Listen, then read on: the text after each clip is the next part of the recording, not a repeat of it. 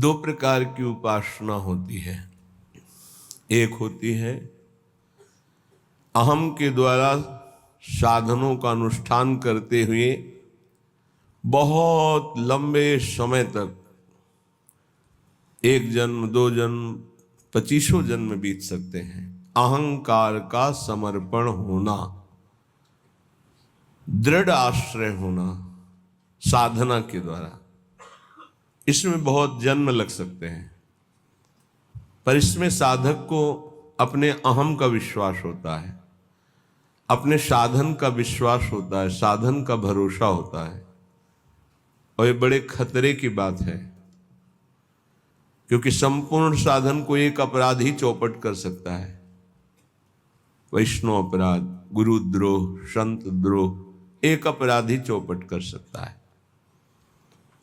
एक है भगवत प्रेमी महात्माओं के संग से पहले ही आश्रय दृढ़ हो जाना, फिर साधन आश्रित होकर करना। ये बहुत कम समय में भगवत साक्षात्कार कराता है। सबसे पहला कार्य भगवत प्रेमी महात्माओं का आश्रय संग, उनके द्वारा सीधे इष्ट का आश्रय होता है।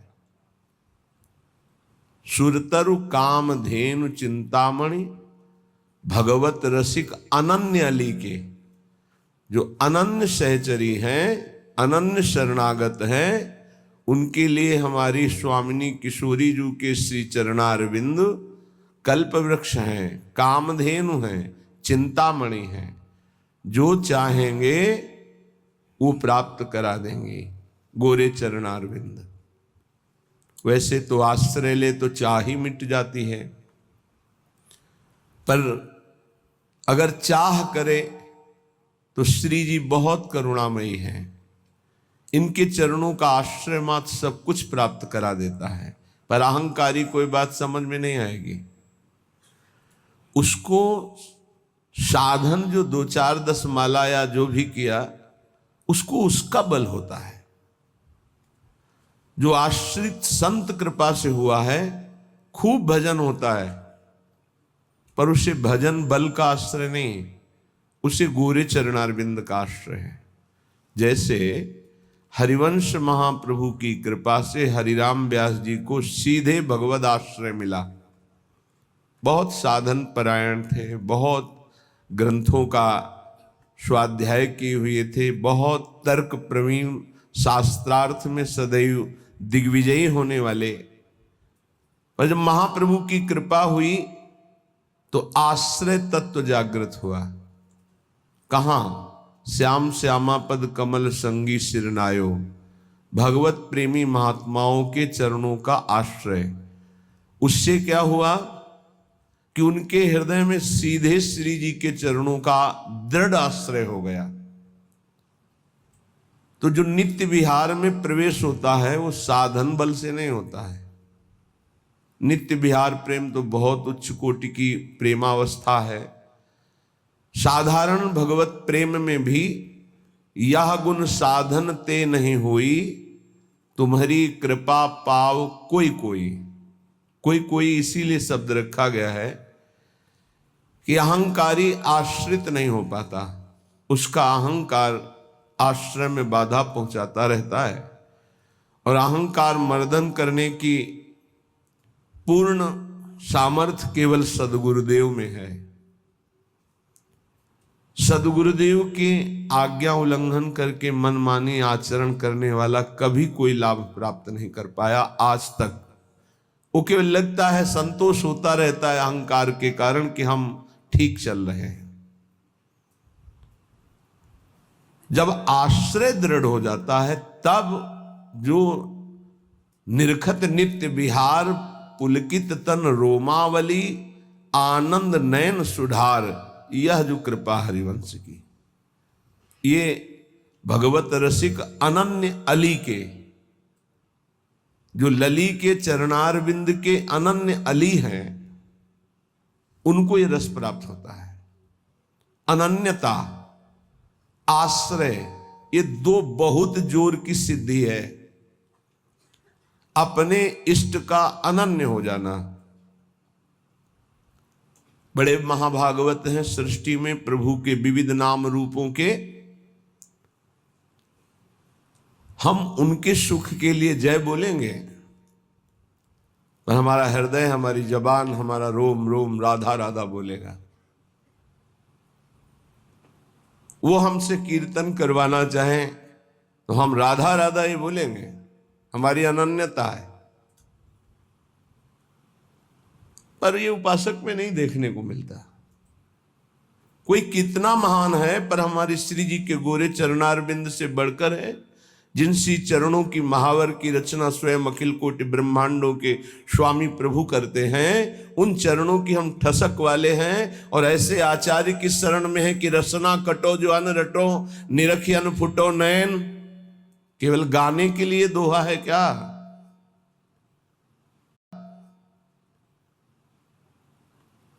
अनन्यता, भगवत रसिक अनन्य अली के और साधन पक्ष का जीवन भर अनुष्ठान करने वाले महापुरुष के वचन काशी में, चंद्रलोक तक मेरी गति है।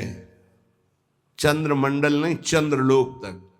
ये जो यहां कहा जाता है चंद्रलोक गए, चंद्रलोक सिद्धों की सामर्थ्य नहीं, यंत्रों की सामर्थ्य नहीं है।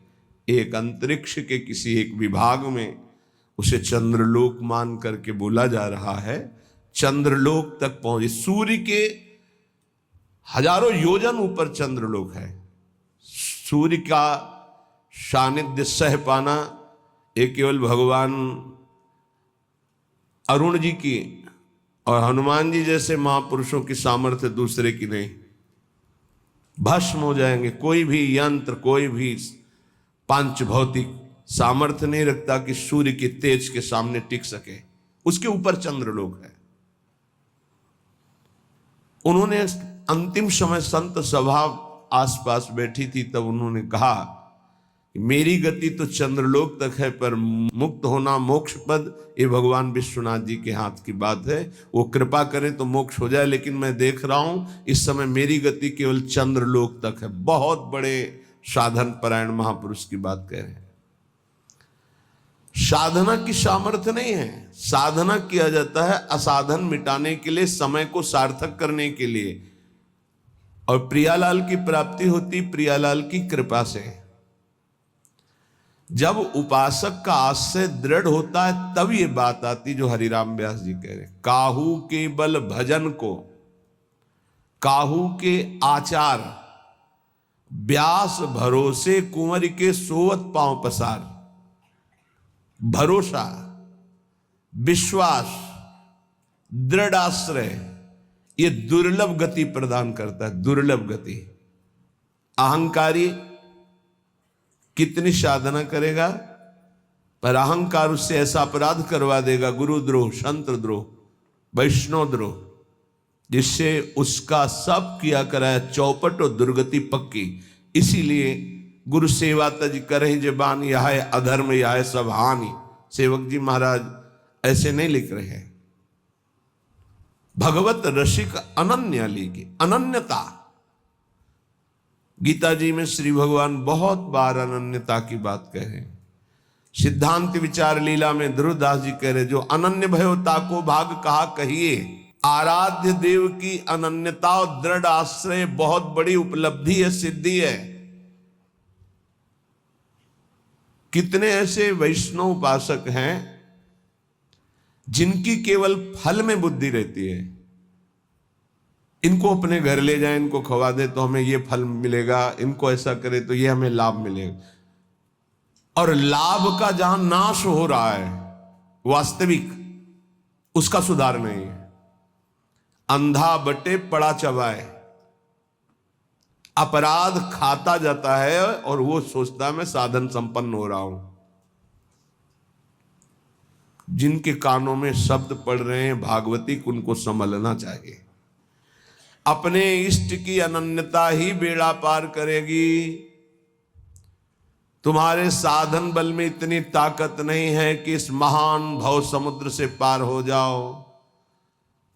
आचार्य चरण कह रहे हैं, क्वाहम मूढ़मति क्व नाम परमानंदैक सारम रसम। मैं मूढ़मती कहां परमानंद का सार राधा नाम। वो अपने को मूढ़मती समझ रहे हैं। आप इतने विद्वान बुद्धिमान हैं, साधन से वस्तु प्राप्त कर लेंगे, तो हम फिर साधन क्यों करें? असाधन मिटाने के लिए। साधन नहीं करोगे तो असाधन बनेगा। लाभ किससे मिलेगा? प्रियालाल की कृपा से, आश्रय से।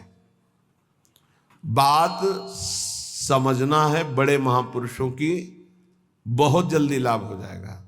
ये समझ में नहीं आती सबके। बिगड़ी जन्म अनेक की अब ही सुधरे आज, हो ही राम को, हो गया हमारा काम। भगवत प्राप्ति पक्की होगी, हो ही राम को।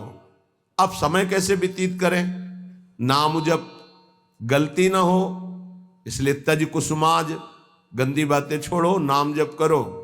इससे समय तुम्हारा सार्थक होगा। गति तुम्हारी प्रभु के होने से होगी। मेरी प्रिया जो, मेरे श्यामा जो, मेरी लाडली जो। ये बात समझ में नहीं आती, ये नहीं समझ में आती। दान पुण्य समझ में आएगा, तीर्थ स्नान, परिक्रमा, साधु सेवा, ये समझ में आएगा, क्योंकि इससे मुझे लाभ मिल रहा है। क्या? अहम को सुख मिल रहा है। मैं प्रति महीने इतना देता हूं, मैं प्रति महीने ये दान करता हूं, मैं ये करता हूं, ये करता हूं। ये हुआ अंधा बटा, और अहंकार रूपी पड़ा चबा रहा है, तुम्हारी समझ में नहीं आ रहा। खाली हाथ मलिनता की मलिनता बनी रहेगी। जिनको कृपा का परिचय मिला, वो करे सबे अंग गुणहीन हो। देख लो, नित्य विहार रस की रचना करने वाले महापुरुष कह रहे हैं, जो सर्वोपरि रस के ज्ञाता हैं, वो कह रहे हैं सबे अंग गुणहीन हो, ताको जतन न कोई, एक किशोरी कृपाते, जो कछु होई सो होई। समस्त साधनों से हीन हूं, कोई दैवी संपदा का कोई गुणाभिमान नहीं। कैसे महापुरुष हैं? सबे अंग गुणहीन। मुझ हीन की गति तो केवल लाडली जू है, लाडली जू की कृपा है बस।